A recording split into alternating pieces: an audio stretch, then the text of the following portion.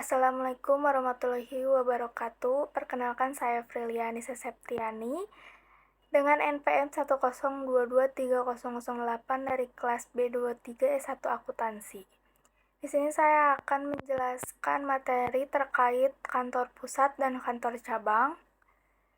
Yang pertama, kantor cabang dan kantor pusat memiliki peran yang saling melengkapi dalam struktur organisasi perusahaan. Berikut penjelasannya, yaitu kantor pusat merupakan lokasi di mana fungsi manajerial dan administrasi utama perusahaan berlangsung. Di sini kegiatan perencanaan, pengawasan, dan pengendalian kebijakan perusahaan dilakukan. Kantor pusat tidak terlibat langsung dalam operasi sehari-hari, tetapi bertanggung jawab untuk mengawasi dan memberikan arahan kepada kantor cabang.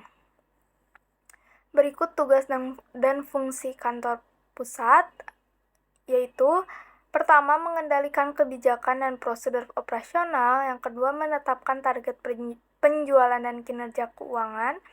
Yang ketiga, memberikan modal kerja kepada kantor cabang. Dan yang terakhir, mengawasi pencatatan akuntansi dan laporan keuangan dari kantor cabang. Berikut penjelasan kantor cabang. Kantor cabang yaitu unit yang beroperasi di lokasi berbeda dari kantor pusat. Kantor ini bertugas untuk melaksanakan sebagian tugas dari perusahaan induk dan memberikan layanan langsung kepada pelanggan di wilayah tertentu. Kantor cabang dapat bersifat mandiri dalam hal operasional sehari-hari, namun tetap terhubung dengan kantor pusat untuk pengawasan dan kontrol. Berikut tugas dan fungsi kantor cabang, yaitu pertama, melayani pelanggan di lokasi yang lebih dekat sehingga memudahkan akses. Yang kedua, melaksanakan aktivitas penjualan termasuk menerima pembayaran langsung dari konsumen. Dan yang terakhir, mengelola aset, hutang, dan modal secara mandiri, tetapi harus melaporkan hasilnya ke kantor pusat.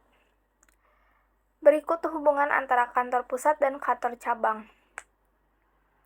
Kantor cabang berfungsi sebagai perpanjangan tangan dari kantor pusat. Hubungan antara keduanya sangat penting untuk kelancaran operasional perusahaan.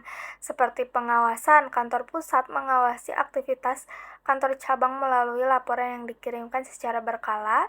Dan ada juga otonomi, yaitu meskipun kantor cabang memiliki otonomi dan keputusan operasional sehari-hari, mereka tetap bertanggung jawab kepada manajemen di kantor pusat. Dan yang terakhir ada sistem akuntansi.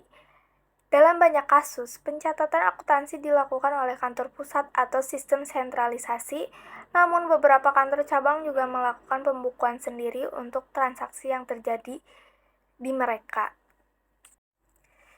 Ada peran kantor pusat dan cabang dalam akuntansi. Yang pertama, kantor pusat yaitu mengelola akuntansi investasi di cabang melalui akun investasi di cabang. Yang kedua, menyusun laporan keuangan gabungan dari semua cabang untuk tujuan pengendalian dan evaluasi kerja.